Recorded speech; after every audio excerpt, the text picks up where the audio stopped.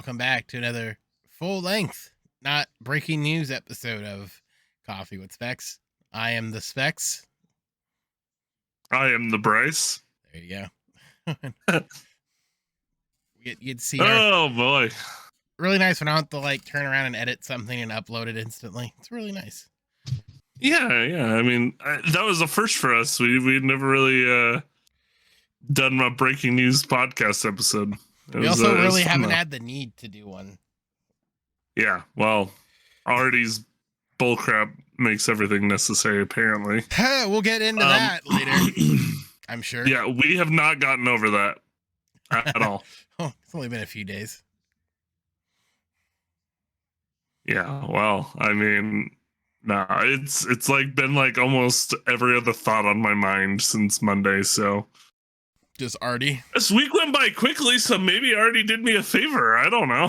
I guess so. So what's going on over in the world of BrycethePrince gaming? I am planning on tonight or tomorrow morning editing something and releasing it tomorrow evening, so that way I can get back on track. I have had videos ready. I just keep getting lazy about editing. Is it you and I did the joint one. I think we talked about it last week, but yes, but that was a lot of fun. We got to do more of those. Get myself more into this YouTube game. Good luck with that. and I got a new look coming soon. So I part one TBA. Yeah, there you go. I was gonna say TBA. I won't make a promise about when because somebody. Somebody. I'll get it done this weekend. I can't do this. I can't do this way. Somebody. Yeah, over here. Hold on. Oh. Just use the other hand and point this way.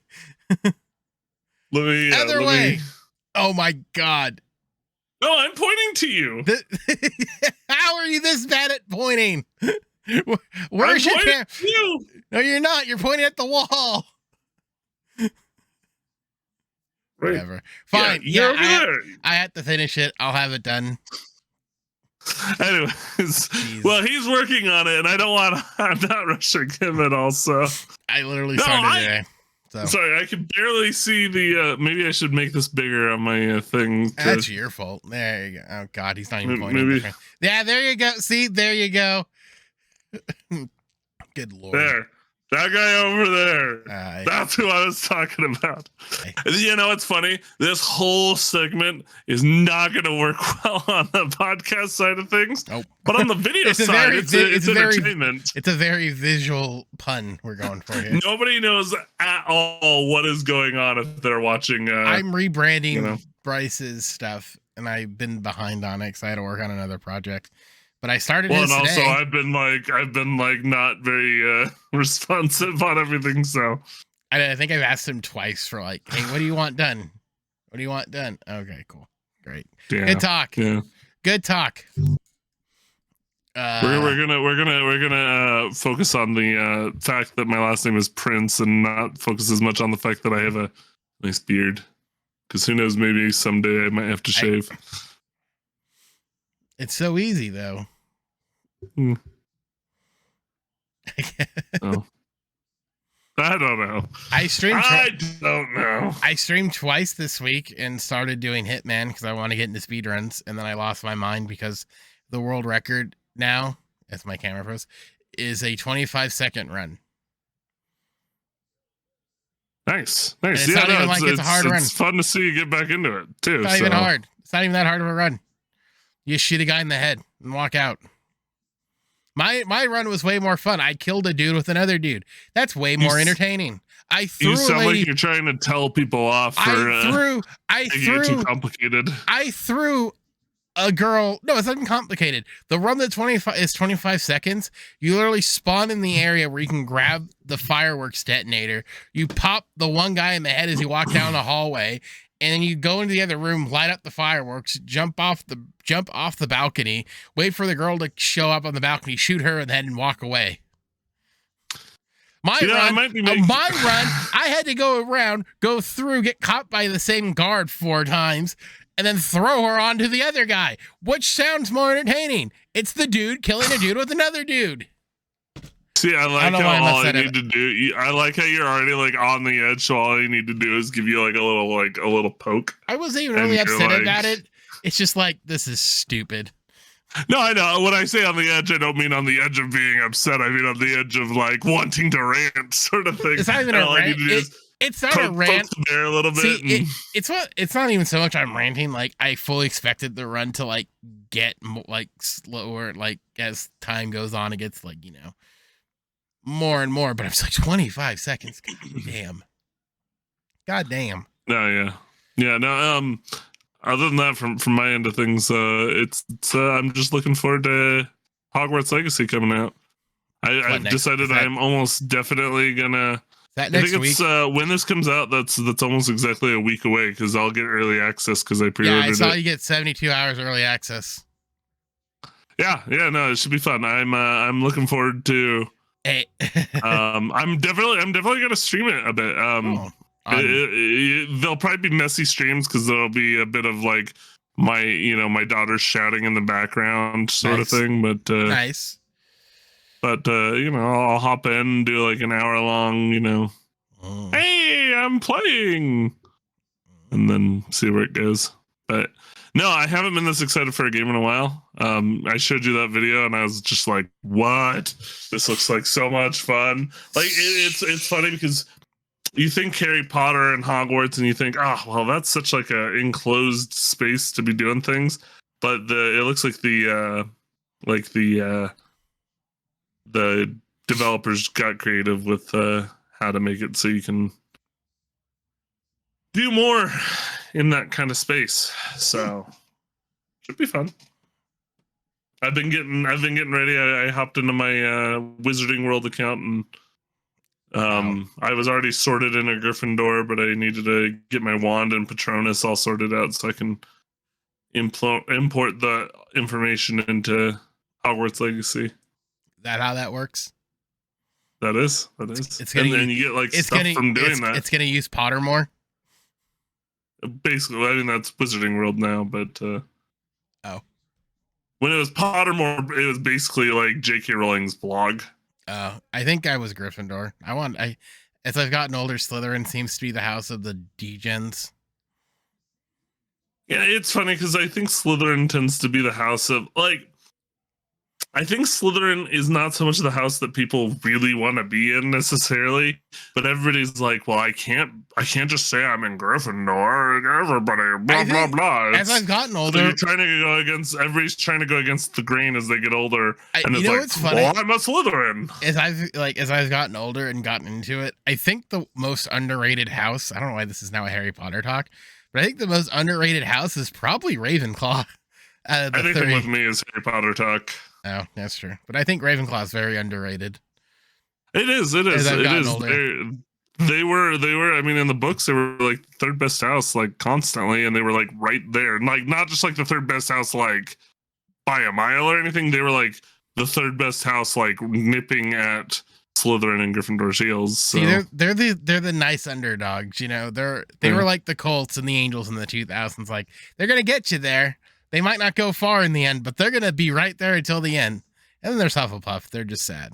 No one likes Hufflepuff. Don't let my wife hear that. Don't let my wife hear that. She would be. She's been sorted in Hufflepuff multiple times. I always to the point now where she like is like very defensive of Hufflepuff. I remember, and so I always like to needle her and just be like, yeah, the Hufflepuffs. That's where everybody who's not smart, brave, or ambitious goes to. I know somebody was like, you got into Gryffindor. She goes, well, in the third book, he says that Hufflepuffs are loyal, and I was like, I know. Really, no. Hufflepuffs do have their own characteristics, but I know someone's like, you got in Gryffindor. That means you're courageous. And I'm like, I am very much not courageous. I'm just loud. Yeah. Yeah, no, I mean, like, if you look in the books, that's very true. But, I mean, no, yeah, we're getting too much into the Harry Potter talk.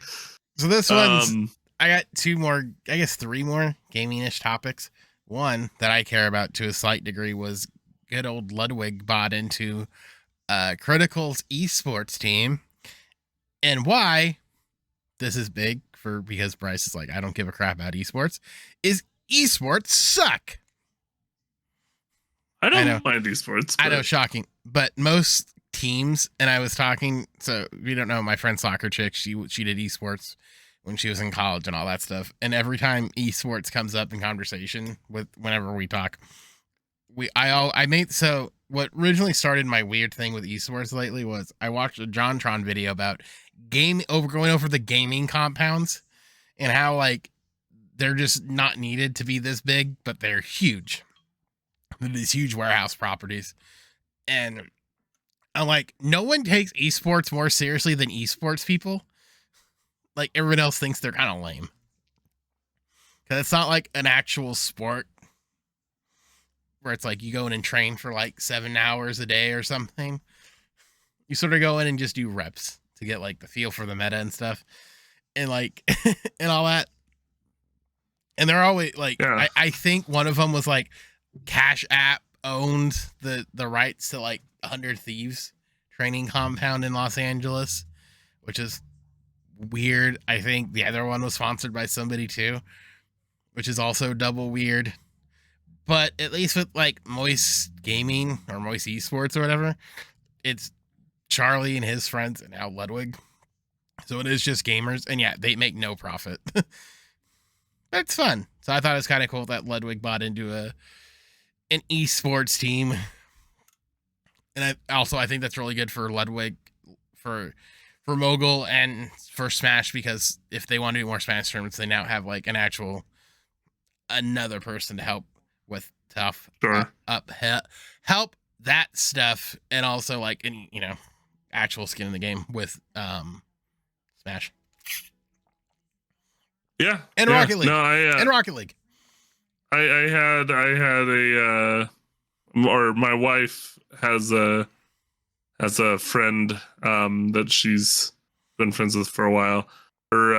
She's like an older lady, and she has a stepson, I think, but it's basically she treats him as her son, who was a pro gamer. He was on a Overwatch team for a while. That sucks. That league, and now he's retired. That league got dismantled. Yeah, well, he got out of it before it got dismantled. Smart move. Maybe it was just before, but he made, from what I can tell, he made a good amount of money while he was doing it. So her words were, Hearthstone paid for her college. So yeah. You know what? Hey, more power to you. Yeah, his gaming name was FCTN. I think it's Fact and Fiction. What's supposed to be, but I think that was like a team too, wasn't it? Like, that sounds familiar. Or it might have just been him. I don't know. Maybe it was just him, but I don't know. But he played for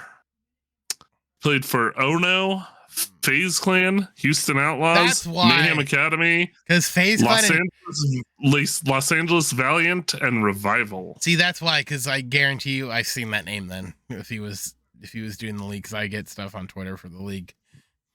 Yeah, so he was. But yeah, no, I've never really met him, but seems cool. But she liked to talk about him, and I was like, no, if I was ever good enough at a game, I would have loved to have done professional gaming as like a career. I mean, like here I am doing just a YouTube channel. I think it's just fun. Yeah. So switching gears from esports to a game that I didn't know about until this week when Twitter brought it up, was the game Forspoken. And there's two things I want to bring up with this. One, while I talk, I want you to do something, Bryce. Okay. I want you to pull up Forspoken on Steam and scroll down to the bottom and read what they suggest to play this game on your PC is. Because I don't want to ruin the surprise. I didn't know. So this game. Forspoken, first of all, is super expensive. It's still base 60, but I know there's like the other things are like 100. Wasn't there one that's like $100? Why is this asking me about Elden Ring? Because it's supposed to be like a Souls game, even though it's not by any stretch of the imagination. So I didn't know this game was a thing until like I think Monday. There we go. Until Monday. Forspoken. Until Monday. because they showed. Sorry, you're saying what do they recommend? Yes, scroll all the way to the bottom. I want you to read what they suggest you have for not 60 FPS, but for 3720. All the way to the bottom of the page. It wasn't at the bottom, but because there's reviews at the bottom for mine. Oh, sorry. But, because I looked before it came out. But I want you to read what they suggest. I want for minimum requirements for 30 FPS, 720p. No, I want their recommendation because what Steam says it's like pretty standard. Do you want me to read the entire thing? No, I want you to read the thing for 720 30 FPS because I think it's remarkably hilarious. No. So the other one is 1440 30 FPS for the recommended. Oh, that one's fine, whatever it is, but it's still 30. It's still 30 frames per second, which is the bigger deal. Okay, so yeah, you need Windows 10 64-bit, or Windows 11 64-bit, AMD Ryzen 5 3600, and the Intel graphics Core card. i7 8700K, and the graphics card gets there. 24 gigabits. 24 RAM. gigabits of RAM. Wow. And then read what the graphics card is. That was the kicker. AMD Radeon RX 6700 XT 12 gigabits or NVIDIA GeForce RTX 3070 8 gigabytes VRAM. 3070. That is a $500. That is a $500. That is a $500 graphics card to run this game. What is the AMD 30. Like? What is the AMD like? I was watching Critical play it. I watched his video. His computer was humming. You could hear his computer. This game is 150 gigs on PC, and you need a beast to run this bad boy. Let's see. I'm horrified. I don't even know if it would even play. Let me look. I just want to see if it would play. Now, to be fair, you could get the Radeon, the AMD Radeon for $390. Yeah, we all know no one's doing that. What's wrong with it? I am an AMD. I love AMD. Who doesn't like AMD? Team Red. Dude, I have an NVIDIA. I have an NVIDIA graphics card. I mean, it's my little engine that could, but it's like, dude, I can't. I have an AMD, and I would swear by it. But mine's outdated for this because it recommends a 6700. Mine's a 5500. Yeah, which is still good. So, mine works real well. So I just love the fact it's like RTX 3070 8 gig of RAM, just like dog. Mind you, that makes me think.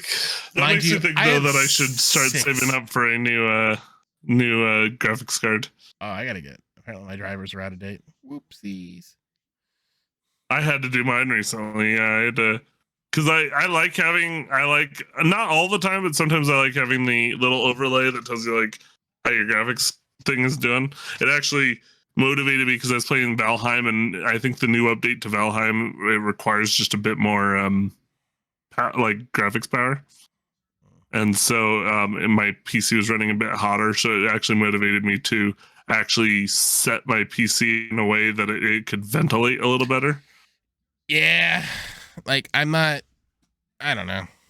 I keep mine below my desk, old school status. I moved mine so it's facing my window. It's the vents against the window, so it should have a little bit more space. Yeah. Yeah, if I had more room, I'd probably figure out something that was a bit more sensible. But so what I really want to do is I really wanted it to get it the clips and have it on the side of my desk. So it was off the ground, so the bottom had airflow too.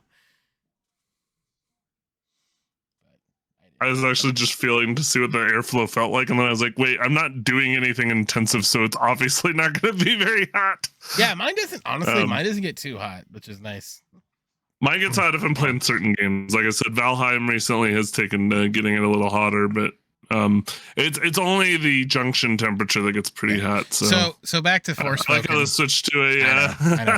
Back to Forspoken. So apart from its really weird, that's intense. From its really weird requirements to the character being probably the worst character I've ever seen in a game in a while, just a complete and utter asshole from start to finish. Story doesn't make a whole lot of sense. The character's kind of lame, but it's just the writing was so bad. and people were like, "This game's gonna be good," blah, because it's Square Enix. So Square Enix. It was so mid. It was so mid. And it's just like, Yeah, just the reviews are mixed. It's like, just make a character like not a piece of fecal matter, Yeah, the top review that I have although to be fair, it's from a guy who only has 9.5 hours on record, 5.1 hours at review time. Well, that game is only about 8 hours, so he's probably almost done. He says, very much not worth full price. Wait for a 50% off or more, 50% or more off sale. His reasons are: this game is poorly optimized, even really good systems struggle to run it smoothly. Excessively long and numerous load screens. The main character is very idiotic and belligerent. Yep. And the dialogue of and between the main character and her magic cuff is horrendously cringy more often than not. Yeah, it's really not that exciting. Like, and it's a shame, 'cause I think the idea of it's really good, but it's just like, dude, when you don't execute in that front, it's just so bad. The first one I saw that was recommended, do you know what the thing says? The review says, product refunded, 11 out of 10, best refund simulator 2023. That's good. So I'm like, I see this first one and I'm like, oh, hey, this guy recommends it. And then it's like, no, he got it refunded. Oh my goodness. That's a good one. Yeah. So that's Forspoken. Who doesn't, I mean, I would say get any game on a sale, but hey. Yeah, well, yeah. That's what the top, the first one that I read, his thing was, wait for the 50% off for more sale, because it'll hit sale pretty quick. But we'll switch from bad games to good games. On the bright side, Goldeneye, 007 Goldeneye for the 64, and Dead Space were re-released today, Friday. One was on Game Pass. It's for console, not PC, so I'm bummed. But Dead Space was re-released today, remastered. So if you want to play a spooky game, you can play Dead Space. If you want to play Relive Your Childhood, you can always play Goldeneye on your good old Xbone. And the Switch, I believe. Why did I think that was going to be? Yeah, I was going to say, is that on the Switch? Like you have to buy it, or is that on the Switch? Like, oh, Switch it's not online. on their. It's Switch not on the online. Virtual Console. No, I think it's Switch Online only. Oh no, yeah. That's what I'm saying is do Switch Online. Yeah, I have a Switch Online. No, the account, up one. So. No, the premium one. I have the premium one. Why? I don't know. The $60 one? It's really not all that. $60 for a year. That's $5 a month. Seems like a lot. It seems like a lot for not a little. You're not wrong. Maybe that's. I also think I spend like 80 something bucks on it for the family version, so Abby could have an account. Can I jump into your account? I do have like 7 accounts, I think is what I'm allowed to have. I'll cancel mine and jump onto yours. How about that? I would only accept that if you were paying part of the price. I'll throw in a $5 buy-in. Yeah, I mean, we could discuss that, because like I said, I've got 7 accounts that I'm allowed to have for it, and it's like I'm not using any of these. I've thought about making extra accounts to do like funny levels on Mario Maker that aren't associated with like me directly, just to be like, dude, I'll tell you what. I'll jump in, and as the thing, I will go out and buy Mario Maker 2, and I will make levels for you to beat for a video. How about that? Oh, good. You said make levels. For some reason, I thought you were going to say make love. So. I mean, that too. if you're down bad, hey, I'll help you out. But oh, okay. No, no. We could discuss that off the podcast though. So okay. I mean, obviously, we don't want to make business over the business over the podcast, right? All right. No, but Goldeneye. That sounds like a fun time. You hear about Dead Space? Maybe Dead Space? Yeah, Dead Space. Yeah, no, I remember Jacob playing Dead Space back in the day. I never did personally play Dead Space. When I was up there on work and I stayed with him, he still has he he put all his old games into into a CD binder. He still has his old Xbox games. So he had Borderlands 2 in there, Dead Space 1 and 2, and I'm like, dog. That doesn't surprise me. Him and I back in 2014, we would play Samurai Warriors all the time. Yeah, that's what he at that point it was like a because that was a PlayStation 2 video game, and I think that was at that point was 9 years old. Yeah. So good times. Yeah.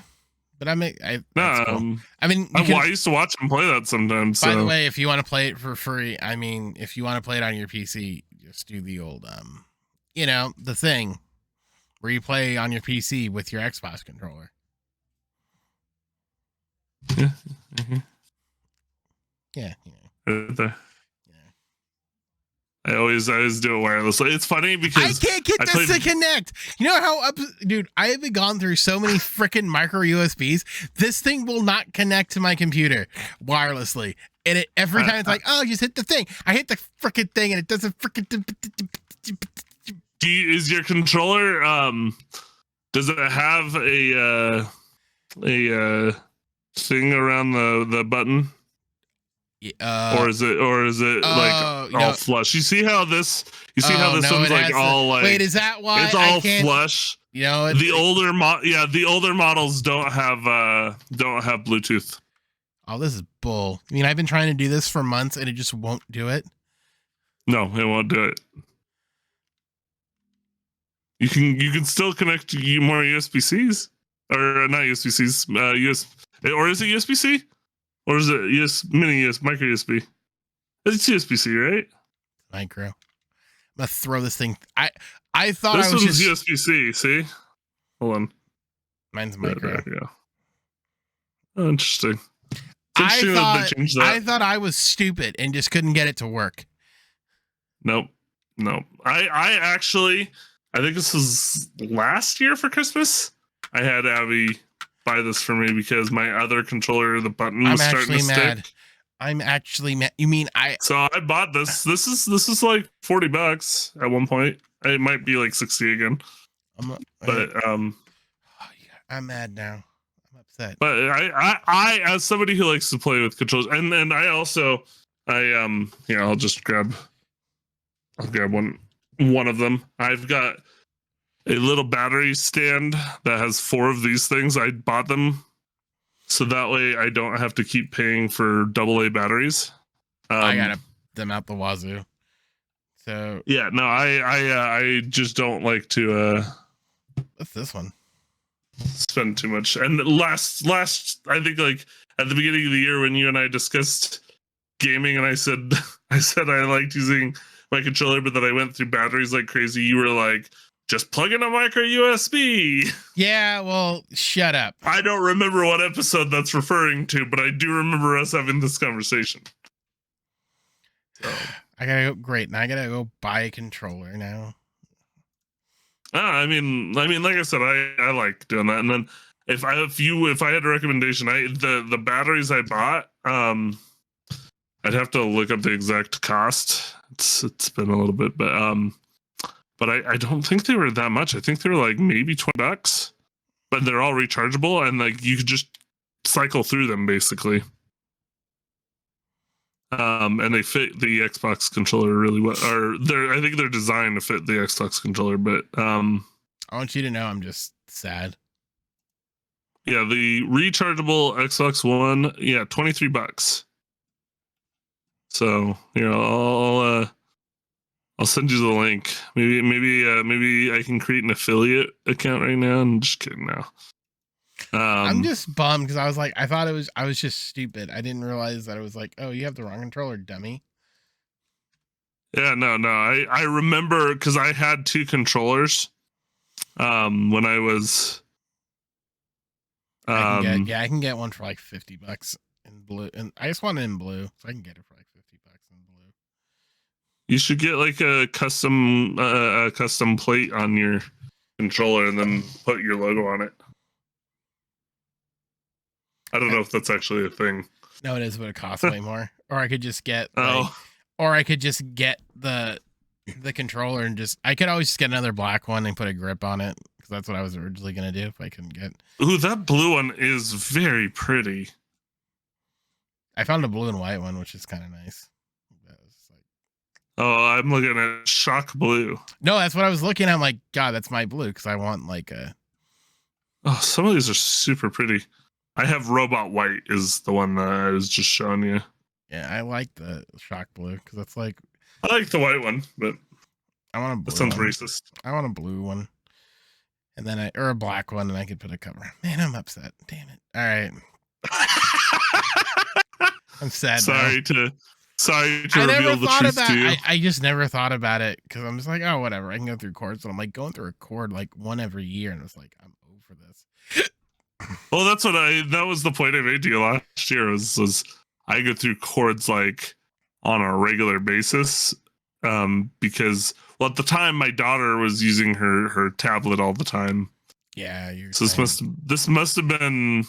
Well, no, she got I think that tablet a year or a little over a year ago for Christmas. Anyways, so sad. I mean, she would break all those chords, and I need to preserve those chords for these things because these are great headphones. I'm still just upset that I just never thought about that. That's too funny. I'm upset. Now I'm gonna cry. I'm gonna cry myself. Should I be working harder on comforting you? No, it's fine. It's just like how I've been streaming for 2 years and I never knew that. Oh, you should ask me. I know my stuff. I know my technology pretty well. I didn't think about it. I'm like, why would one Xbox controller have Bluetooth and not the other one? See, you're the artsy fartsy type, and I'm the technical guru. So I'm sad now. Anyways, so football conference title. Who's winning what games? Then we'll dive into sadness. Oh man, there's gonna be a surprise. One of the two games is gonna, at least one of the two games is gonna have a surprise. I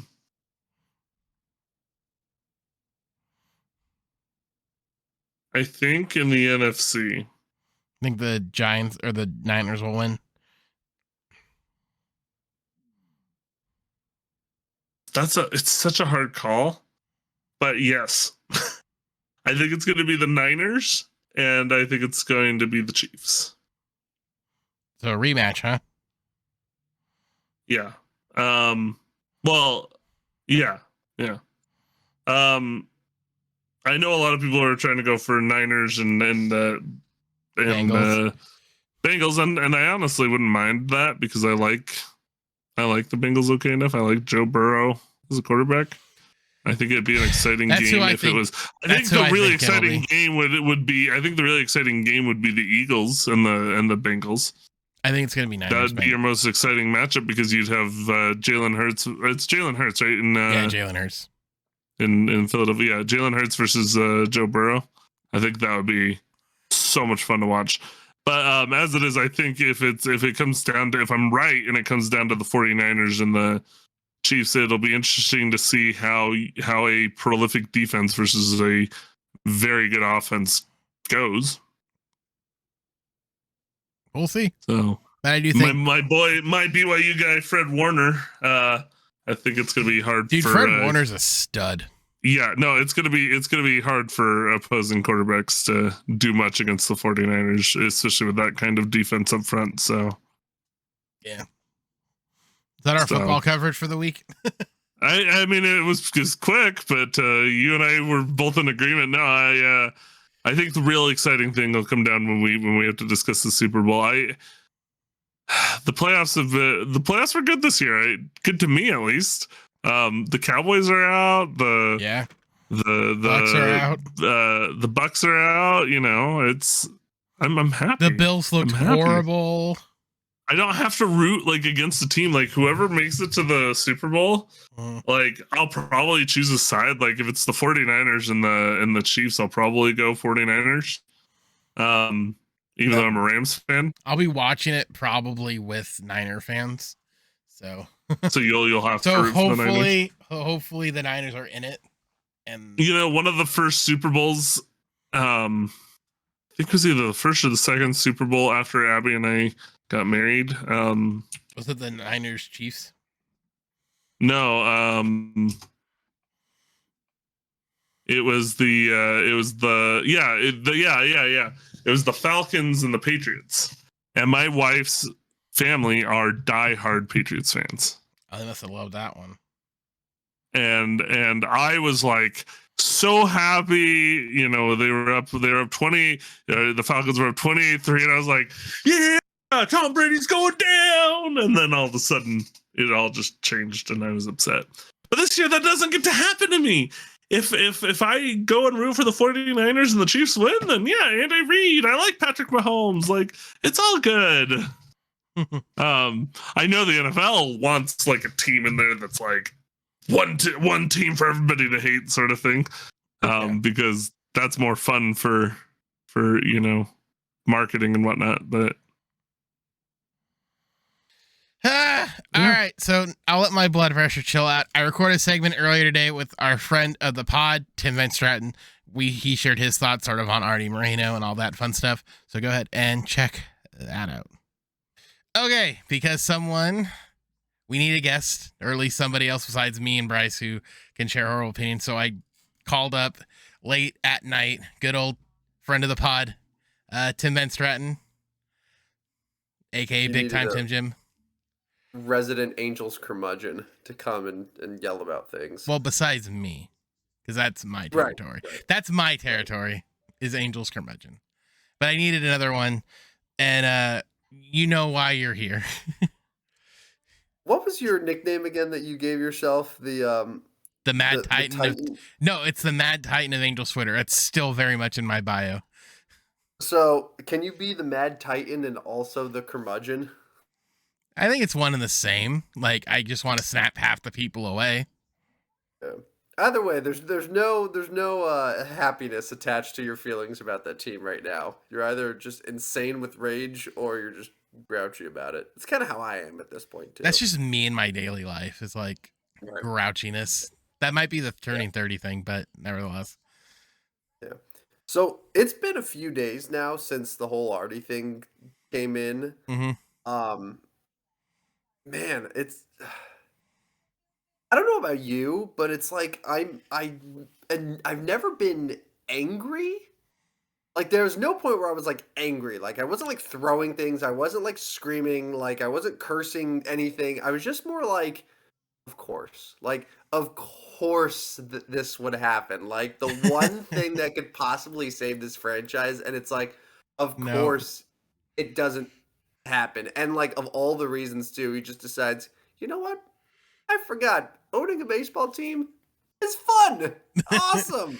I'm going to keep doing it because I'm in my 70s and I have so much to live for. I don't know, man. It's just like, I've just been so apathetic for the last week or so. And like all of the optimism that I was trying to build over the last couple months and trying to psych myself up. And like, you know me, I'm not a homer by any means. I'm not going to sit here and be like, oh, Brandon Drury, yes, now we're going to the playoffs. I mean, I was like, okay, they made improvements. Like things are a little better and it's all just gone now. Like it really is. It's all gone and it sucks. It really does. And it like, I'm very interested to see how the fans respond when it comes to, I mean, don't get me wrong, like they're still gonna be able to sell a decent amount of tickets, but I'm curious to know at what point, if at all, we do get fans actively expressing their disappointment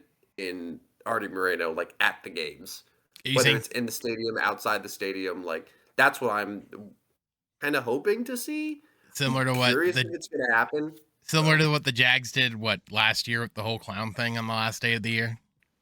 Yeah, like something like that. Because generally speaking, I would say, what is Arte Moreno's approval rating right now amongst all Angel fans? I think outside of a small segment of fans, it's probably very low. Considering I guess this is sort of a side tangent.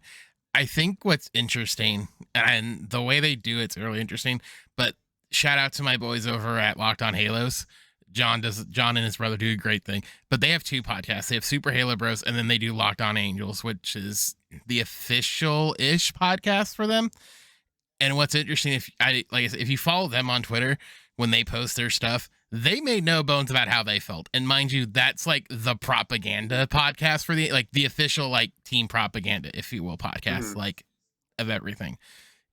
And they made no bones about like how they felt, where it was like, you know, sort of they posted like the Arrested Development thing, where it was like, you know, like the con and all that stuff with Arte in the middle. So I think the majority of fans are probably like that, where it's like, this needs to end. We're kind of over this. Granted, I think there is a segment with a certain other Angels podcast that is very much called it a ballsy move that he didn't sell. And I'm like, in what world is that a ballsy move? Arte ain't gonna hire you, dog. But I do think the majority of fans do think it's not good, because I think you shared somewhere. I should have saved it. But like the attendance has gone down year by year, so maybe they're not going as much. I can attest it's very much road friendly now, so I think people are going less outside of when Ohtani's on the mound. Yeah, so I don't have the figures in front of me, but I want to say last year. So last year was when there were no COVID restrictions at all. Like 2021, they started the year and they were kind of limited in attendance. So I don't really look at that. But 2022 was the first time that it was all right. Everything's fully open, and they were like 13th in baseball after like it's for years, close to 20 years. They were consistently like top 7 or 8.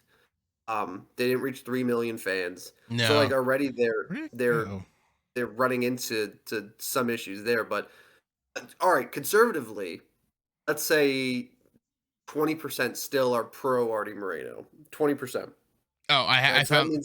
Sorry, I found the figures. Yeah, I found the one you referenced. So, how far back do we want to go? Well, I think the first 3 million fans was after the World Series, so 2003. Okay, so what? How about I'll do this. So, from 2018 and 2019, cumulative total for 81 home games was over 3 million, and they averaged about the same, about 37,000 fans in the seats. 2020 Knicks, 2021 I'm gonna again sort of say Knicks, but they did hit it. I do want to say they did hit 1 million that year. I don't know how many games at full capacity they had. Yeah, you would have to look and see the date that everything officially opened, and it was probably somewhere around June or July. I want to say it was like I want to say it was like half of the home season, so let's say 40ish. Let's say 40ish games. They got 1 million. Last year it was 2 million fans, and the average attendance had actually, so the average game attendance had actually dropped from 37, where it's been steadily over a full 81 home game homestand, to about 1 million, to about 7,000 less per game, going from 37 to about 30,000, so about from 37 to 30. So I think there is a decline. Well, there's definitely a decline, and we don't have to look at figures to know. Just throw a game on TV. So and you could see the difference there. So, and I'm not even talking about like attendance stuff. I'm just talking about like, are we going to get the fans that do go to the game who are like, okay, fine, you know what? Because I like seeing a baseball game live in person, because it's a great summer day, because it's still a great place to bring my family, I am going to pay for tickets. I am going to give Arte my money, but here's the caveat here. I'm going to express my displeasure with something. I'm going to have a message on, like wear a shirt, like something like that. Like, to me, I think the biggest message, like if you're in that faction of fans that's like, I am done, like I'm not giving that dude another cent of my money, like the biggest thing that you can do to make a statement is like, stop going to games. I had a Reddit post on the Angels Reddit a few days ago, and it was kind of like, some people were for it. A lot of people were against it because the whole idea of like a boycott Angels games, it seems extreme, and I totally understand that. But like, if we are so upset that Artie Moreno like turned down $2.5 billion because he wants to just keep owning a baseball team again, Yeah. and we think that this team is never going anywhere as long as he's in charge, like there's a way to do something about it. It's not going to be wearing a cute shirt. It's going to be Sell not the giving him team. money. Yeah, And then he's going to look and he's going to be like, wait a minute.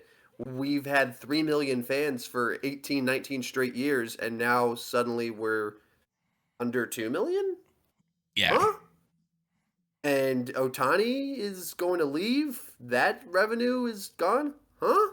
Yeah. And then suddenly it's like, okay, well, you screwed yourself, pal. And then, like, at that point, where do you go from there? So Yeah.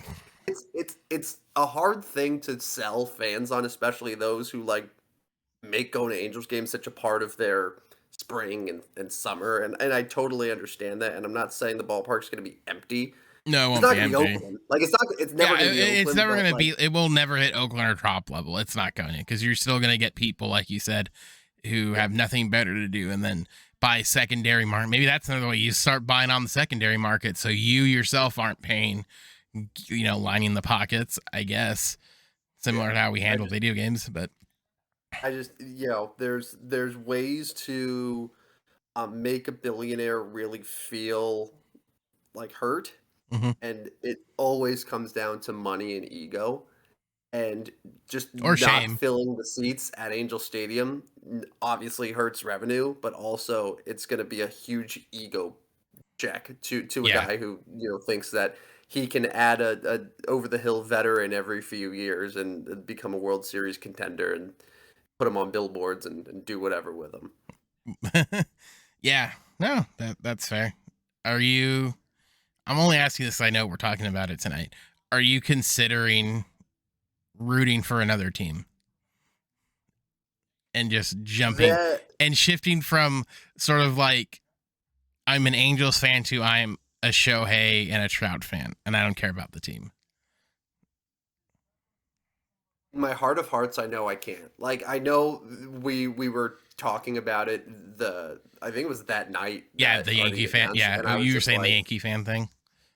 I was like, I don't know what, screw this, man, and like, what's the point? But like, I think being a fan requires so much like suffering with the team, like having the ups and the downs. And like, my first baseball game ever was at Angel Stadium. The first team that I fell in love with was like Tim Salmon and Garrett Anderson and Darren Erstad. And like, you can't just like erase a whole, period of your life where you just went to games and you were just obsessed with the team. And I know, like, I'll never not be an Angels fan. I can hate the owner. I can, protest my displeasure with how he's ran that organization into, a really terrible spot. I can protest that all I want, but like, I'm still gonna root for the team. And like, if Shohei Ohtani leaves and goes to the Dodgers, I'm not gonna be like, all right, well, I'm a Dodgers fan now because Shohei's there. Like, I'm gonna still root for the Angels, and if they're going against Shohei, I'm gonna hope that they light him up. But like, it's harder for me, and maybe some people are much more equipped mentally to like make that jump. Yeah, I can't, and I wish I could, but I can't. And it's like, I'm stuck with my crappy teams. Like, I'm stuck with the Ducks right now. You're stuck with the Ducks. Yeah, unfortunately. It is what it is. At least the Giants were good. What was that? At least the Giants were somewhat good. Oh yeah. Well, I had this whole this time last year. Everything I'm saying about the Angels is what I was saying about John Mara and the Giants. It was Dave Gettleman and JoJo. I was like, I can't do it anymore. All right, I'm gonna leave you. I'm gonna leave you on this, and you can ponder it for however long you need to, or answer in the moment. Do you think the only reason why Arte stayed was because he wanted to be the guy that re-signed Ohtani? That was the actual driving factor. Nothing else. Not he wanted to set a record. Not that he wanted like more money than he was getting. Not that he got cold feet. He strictly came back because he wanted to be the guy to re-sign Ohtani. So if he re-signs Ohtani, then let's say 2024, 2025, team sold. But he wanted to be the guy to re-sign Ohtani. I don't think that really has anything to do with it. No, if I think the question, because everyone's trying to figure out the question of like what changed, and it could be partially because of he thought it was going to be $3 billion, but then the offers weren't coming in. Like there is a possibility that maybe the whole thing was a giant facade, and because the timing of his sale announcement came right around, when the FBI was doing that investigating into the failed stadium deal. That was my thought. It was what did I call it? I called it a liquidation of funds, so that if they had to go in, he can sort of be like, I don't know, it's not my thing anymore. Haha. Yeah. Like, sort of, I guess that is more of the Arrested Development thing, like just dumping the ownership onto somebody else, when you can be like hands off.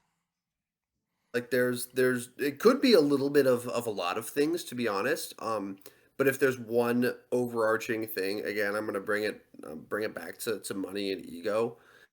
There are 30 Major League Baseball owners. It's a very exclusive club. When you are a part of that club, when you are, when you have a net worth in the billions, like, you view yourself as a higher being than everyone else, right?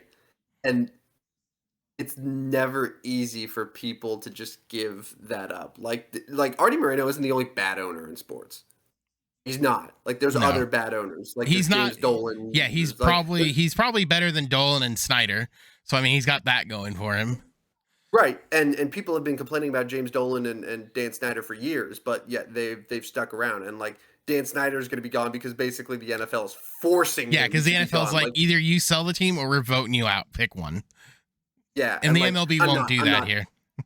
I'm not going to put Arte in like the Donald Sterling level, but like Donald Sterling was always going to own the Clippers until he was kicked out. Same thing with what's his face in Phoenix. I can't think of his name right now. But like Robert Sarver. With Sarver, it's the exact same thing. He was going to sell the team until somebody said, "No, you're selling the team." Yeah, like, do you see a pattern though? Like, these bad owners, they like their teams are finding no success. Yep. The fan base hates them. Yep. Like, they've created nothing but problems. Yet there's nothing except just an iron fist that makes them sell, and like, that's what it feels like is developing with Arte Moreno a little bit. I'm intrigued. Go for it.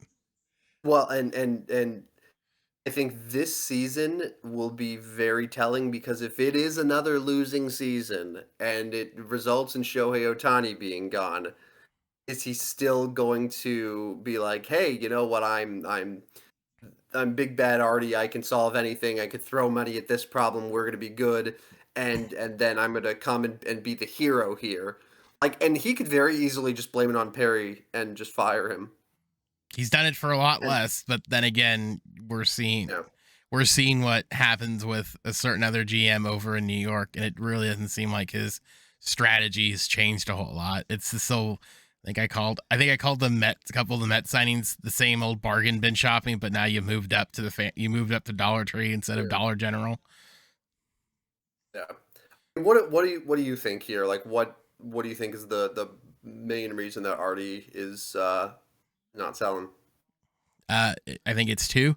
I think the bigger one, he got cold feet. He has a very bad history of that. We've heard multiple times between the Miguel Cabrera trade, the Jock Peterson trade, and numerous other things. He gets the old cold feet at the end. Two, I think he really did want to set a record. I think he wants to, whatever Dan Snyder is going to get from Bezos for the football team, I think he wants to surpass that.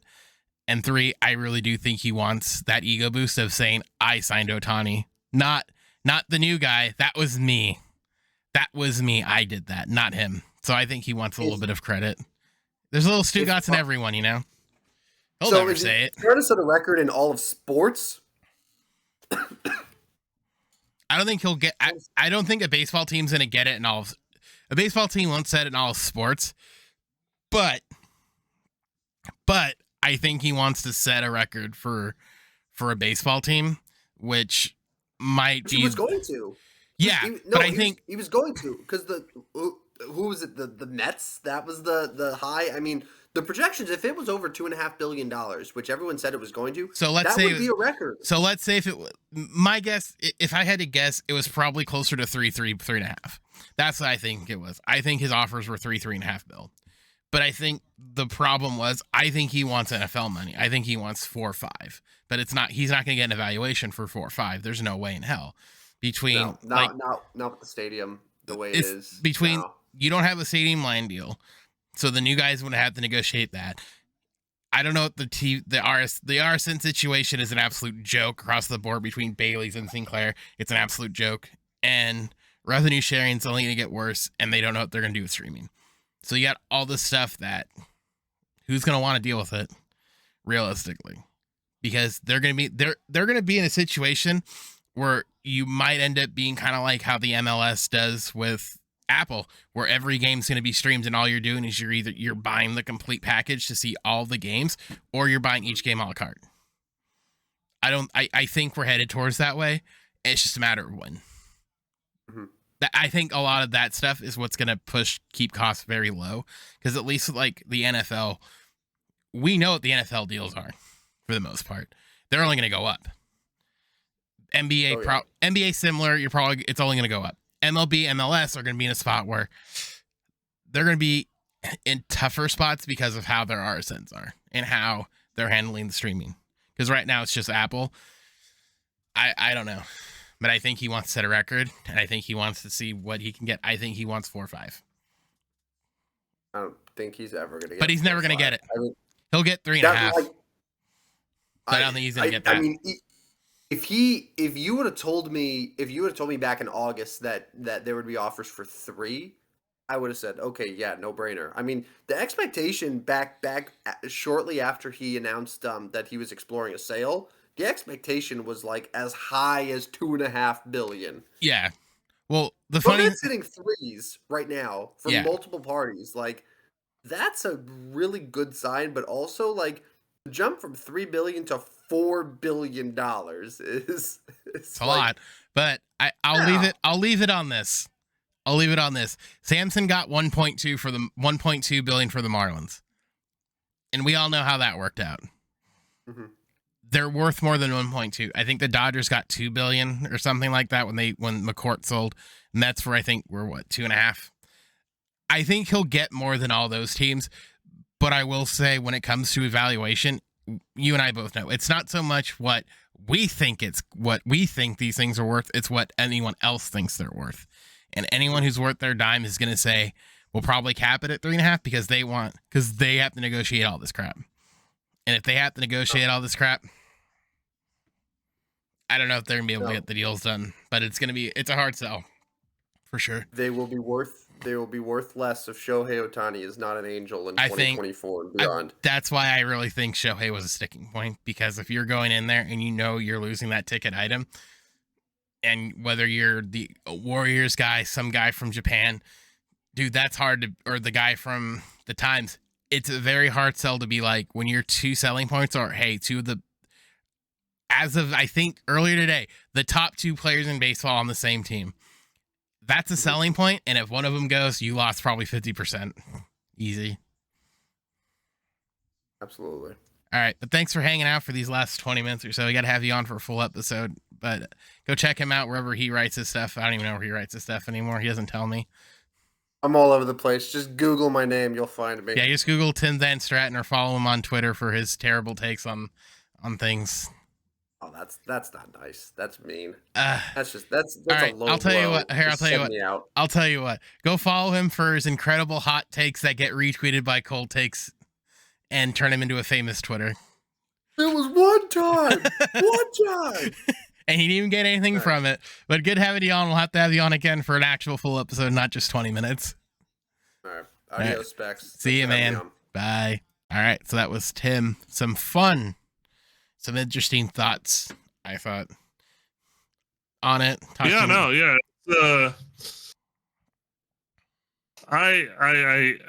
just gotten more and more, like I think I said this earlier, I've got more and more angry about the whole Arte situation since the news came out on Monday. I don't know. It's just, it's just tough with like I think I made the point on Monday, and Tim, kind of touched on it. We I think as fans, there's things we can do, but the problem is we're fans.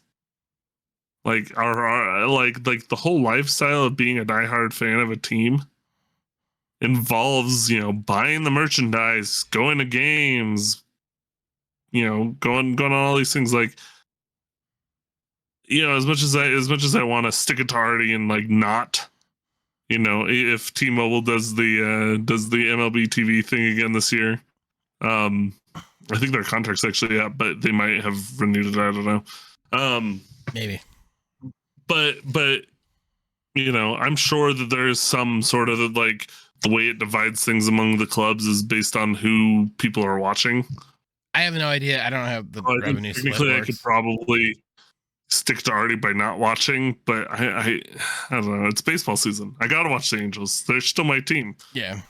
Artie's not my owner, but he obviously. Well, my owner. Me. But he's not the owner of my. Like, he's not the guy I support for the Angels. I have. It's funny is I've had friends, Angels friends who are Angels fans who, when I've said that the problem isn't Perry or the problem wasn't Billy Epler, that it was Arte more than anything else. Mm-hmm. They're like, oh, well, Artie's not the one making all the decisions, and I'm like, kind of is. He's the one signing the checks. He's the one giving his. He's the one signing off on everything. Yeah. He's the one, giving like, I demand that you have. I'm trying to think. I think I froze up on your end. But oh, there you go. He's the one. There we go. He's the one, but like he's the one who determines like, I will not go over the cap at all, even if it's for a solid piece. Yeah. And like, don't get me wrong, I get it. Like, it's his like whole thing, and trying to think of what so like I get like you want to make sure that what your investment is making money, but like I don't know. There are certain owners in sports, and like you can tell these teams end up doing really well. You got the Warriors and like different teams like that where the owners care about winning. They care about the sport. They care about being good owners. Arte doesn't. This whole thing is an investment for Arte. Yeah, it's his little plaything. It's so tiring to watch is that he sits there and he gives these financial restraints to all our GMs, regardless of who comes in. Like, I think in terms of baseball minds, this may be, there may be people out in the Twitter sphere or whatever who would think this is a ridiculous assertion. But I think Perry Minasian is one of the greatest baseball minds in the game today. I mean, he works with I the think Braves. his understanding of the game is astounding. You want to know? This is a random segue, but I want to point this out because I think it's worth noting. The Astros didn't have a GM. Their GM walked away for whatever reason.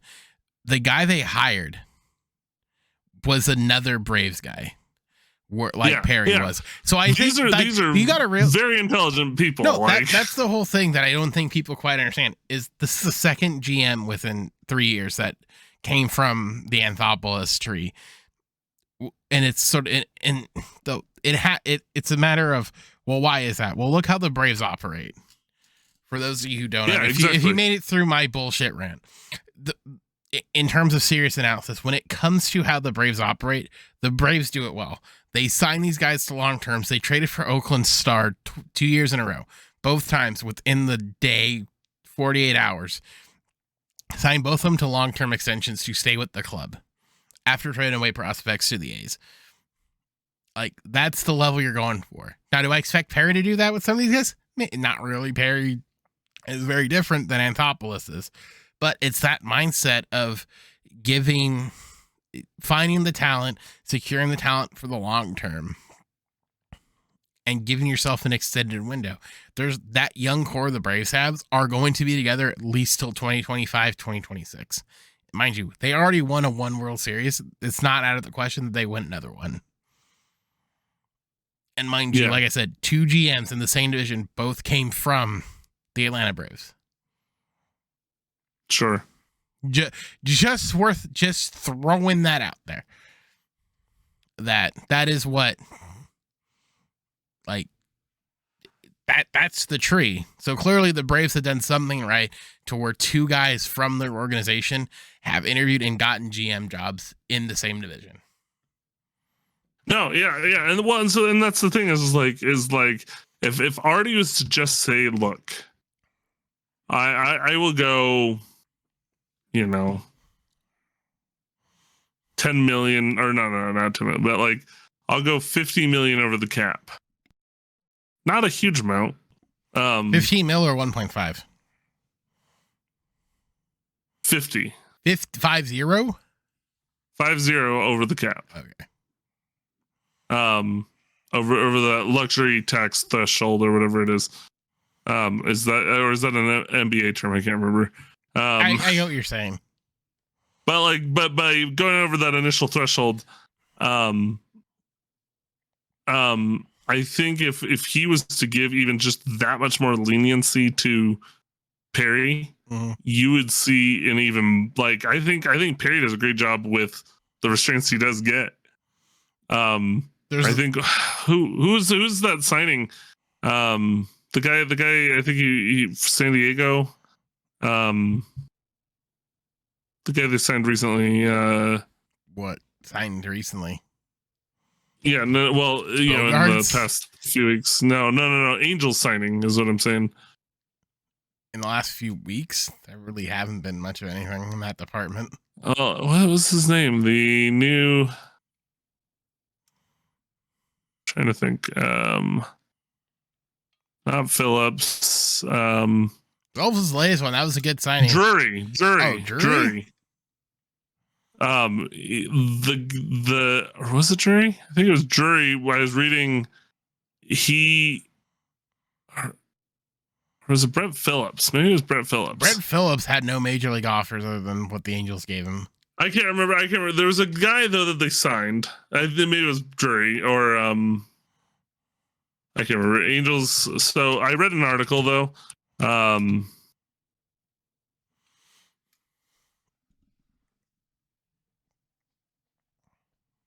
There was an article I read. Anyways, the article is talking about like they signed this guy who basically wanted to play for the Angels. I think that was and so he's willing to come in. I think that was Drury. That was Drury because because there was a story from last spring where he was ready to go to Tempe, and then he signed with the Reds with a major league deal with the Reds. So he would have been here last year on a minor league deal. But like he wanted. Oh yeah, that was the article. It was on MLB, and it says he said it's always been a dream to play for that club, and he's willing to turn down better deals to play for the Angels. And I think Perry has a way of like selling the team, but he also he wouldn't have signed Drury unless he felt like Drury was a guy that they could really use. Yeah, because I think one thing like Perry and Anthopoulos have in common is they kind of get out early. And I know like detriment as the damn, mainstream baseball media will be like, well, the Angels haven't signed anyone recently. Well, they did all their shopping before the prices got really set. So you got guys like, Taylor Anderson, who, sorry, Jake, despite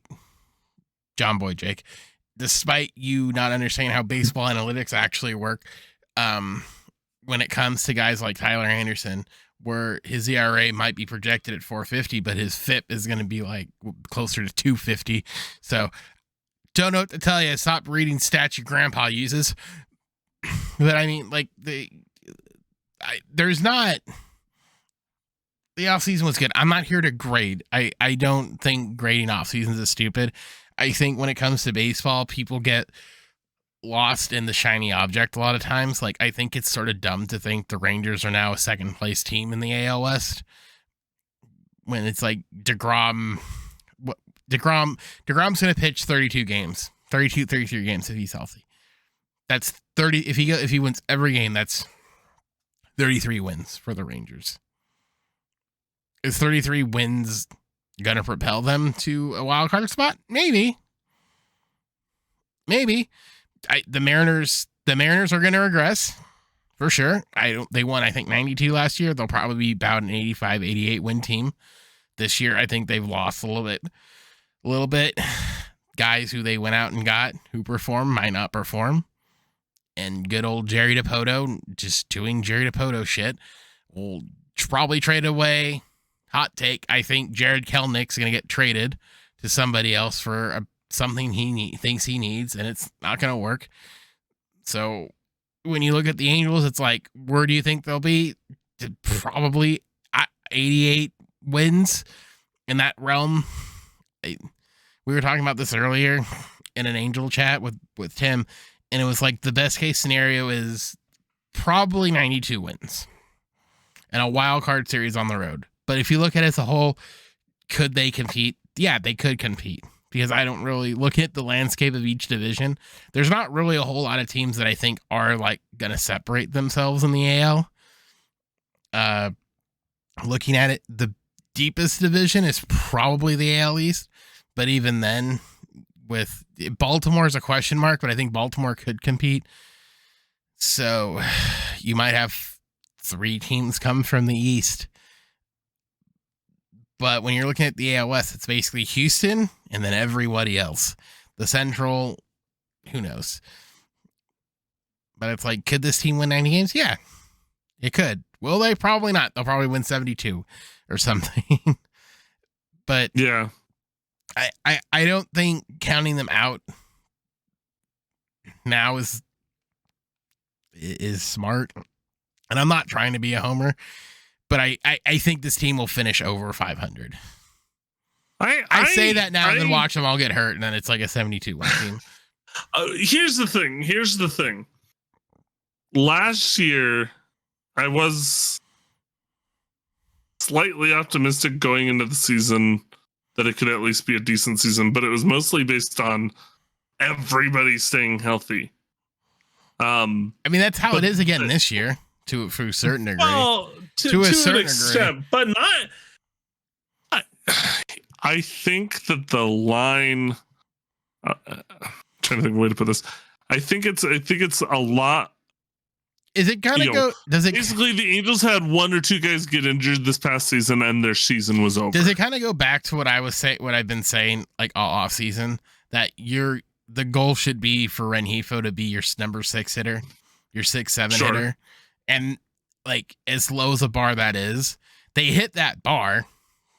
Yeah, no, and but that's what I'm saying is like, I think with the Angels, the good thing here is if you have like, you know, like I almost now expect, and which is so sad that this is where his career has gone, but I almost expect Rendon to get injured. We've already said that we were laughing, so it's like, how many games into the season is he going to get injured? That was the joke, is that we're like, dude, Urshela's going to be our starting third baseman. Like, and I honestly, though, don't feel as bad about that as what we were given this past year. No, but it's depth. And it's quality depth. What was the other guy we signed? The other infielder. There was a second infielder we signed last year. No, this year. I'm talking about, we've got Urshela and Jury. There was a second infielder. Jury. It was Jury. Like we've got some guys now that are solid hitters that can like. We're not going to be putting guys like Matt Duffy in the 4 slot anymore. Yeah, you're not going to have like a weird lineup of like. I'm not. So what I'm saying is nothing. What I'm saying is if Rendon does what we think he's going to do and gets injured, I still think that's a huge hit to the team. You have a huge hit to the team, but the difference is now is you added guys like Hunter Renfroe, so the right-handed power is not going to go away.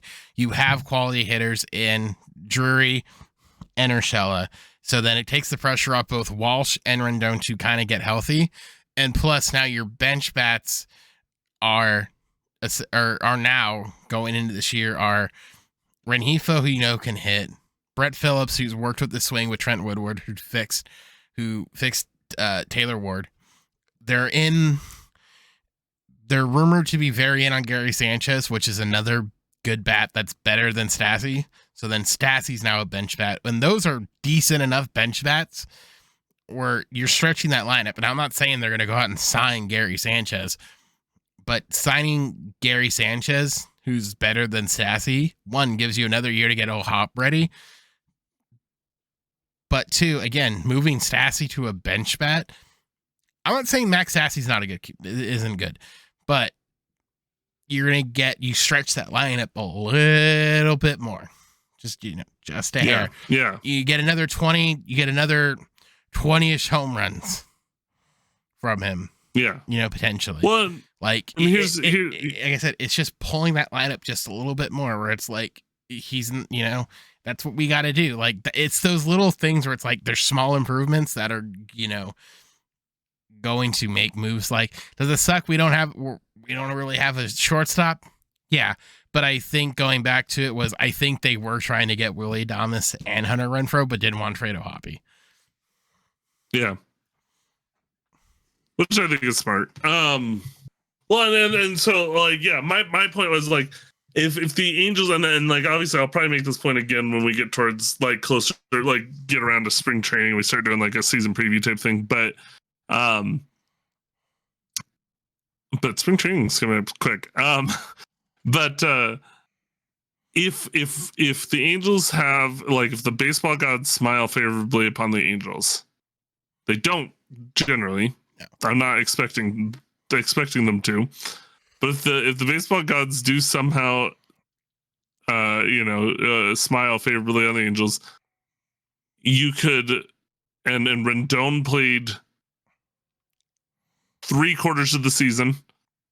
Give him, like, 10-game injury or something. Trout played all but maybe a month of the season. Shohei stays healthy like he has been. Mm-hmm. Maybe Taylor Ward returns to form. Mm-hmm. To last season's form now with, like, more time to rehab that injury. And everybody stays generally healthy. Like some teams just that's what happens.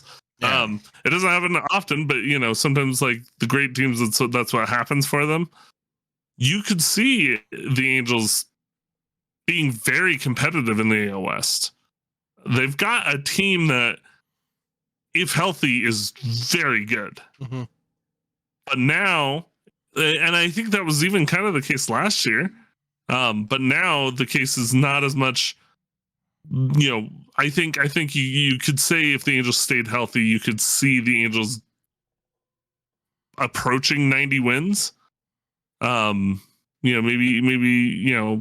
Maybe just short of 90 wins. I don't know. But now if they get injured, as long as it's not just like every player on the roster basically just constantly getting injured,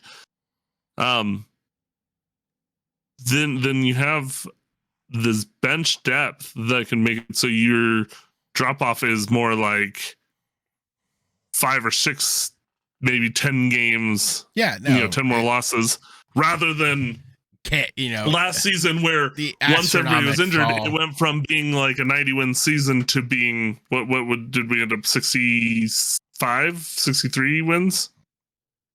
Wasn't that bad, was it? I don't remember. I'm trying to not remember the season too much. 73. Sorry. So I was off by 8 wins. So, but like that's like a 17-game drop off. Mm-hmm. Because Rendon and Trout and all sorts of players just got injured. It was and the Angels just couldn't function. So I mean, I think what you're going to get this year in the AL West is like, but after the Astros, it's going to be a very competitive group for those wild card spots, and it should be fun to watch. I'm hoping. I mean, yeah, we'll see. Maybe I'm a homer, but like that's the thing is like I'm willing to admit that I'm just an Angels fan. I'm not sitting here trying to give you like I'm trying to give the best well, I guess the better question analysis I can, but like I don't have to check my bias at the door. I mean, like I said, I'm just sort of looking at last year where it's like wild card round. The lowest amount of wins to get into the wild card was 86. It's like if they don't fall off too bad, maybe 86 is the goal. And if you're about 86, maybe you'll get in there. Yeah. I don't know. But like I said,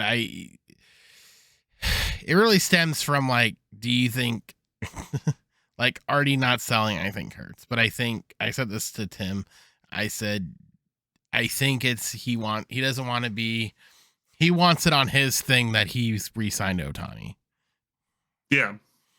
I don't think he wants to leave that up to whoever the new guy was. He wants except I think ultimately I don't think it matters. Arte's thing hurts his chances. I've said this before and I'll stand by it. I think the talk with Ohtani like leaving is pure speculation. And I think him staying is 70-30 only because I don't think he wants to go to New York. So I think the Mets are off the table. Does he want to go down the road to LA? Coin toss. San Diego, sort of a similar spot. Seattle would be the second likeliest choice, but I don't think you're gonna. I think when you're starting to hear like the whispers of like, why didn't the Dodgers spend? Oh, because they want to blow the bank on Ohtani and all this.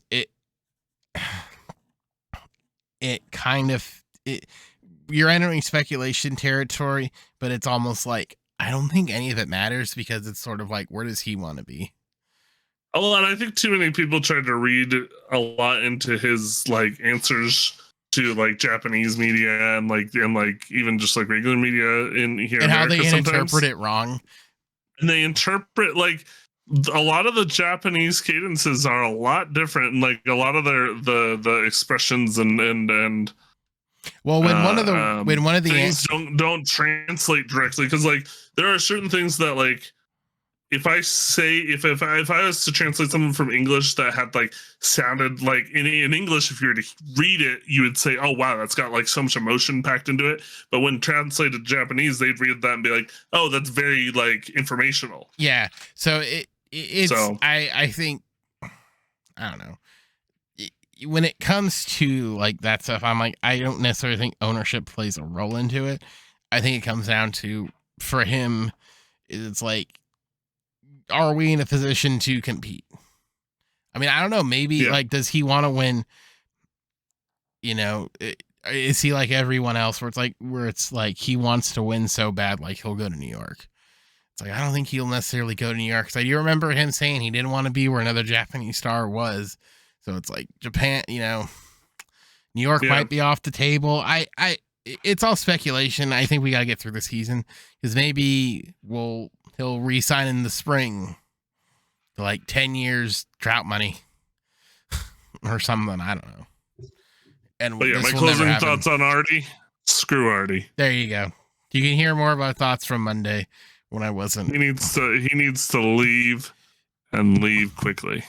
I said this in the segment, but I want to say it again. Kudos to Locked on Angels. John, you and your brother, and you do two different podcasts, but I'll say this. Your thoughts on an official, what I assume is close to propaganda on this are astounding. And you deserve a lot more than what you probably get. Because when you guys can go out and just sort of say stuff and post it publicly, like, hey, kudos to you guys. Compared to a lot of other people who are talking about this, I think you guys deserve a little bit more credit than what you probably get. Just throwing that out there. Super Mario Brothers and Locked on. Hey, let's go check them out. They're cool guys. I only talked to John. I don't know about your brother, but your brother seems cool.